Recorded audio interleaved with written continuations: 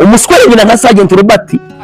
wakoreye igihugu wirirwa buri munsi anarikama ngo ngewe ngo nta kintu mwangeneye akajya gukora indirimbo y'uwo muntu azi neza ko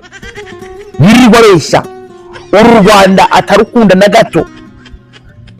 yirirwa yumva ko mu Rwanda hatagakwiye kurangwa amahoro, hatagakwiye kurangwa ituze, maze ukambwira ngo Jesco wa mipango nzaza ngo ninjya gukora ikiganiro ndi kuvuga kuri Sergeant Robert ngo nanjye ndegeze ngo nce ku ruhande ngo nge oyasha nakwambiaga ukweli nakumva agashino ka nyoko natambuka nagende mbona rwose uri ikigoryi najya mvugana nawe akantera isase mambwira ko afite ubukene ameze nabi n'ibiki byose ashaka abantu bakamufasha, ariko ntago nashakira umuntu abantu bafasha ikigoryi kiriwa kinabeshya kivuga abantu baranyibwiriye igihe babanye nawe barambwira ati Sergeant Robert ni igisambo kuva na kera n'indi spirit ni igisambo ibye n'abagore ni n'amayoga, ariko si umuntu anarwaye agakoko gatera sida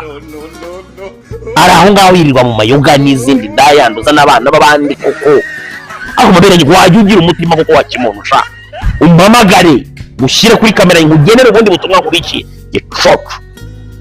uri ikigori givuga ngo abandi ngo nibo basivile n'ibyo worenze ko umusevero rekegwa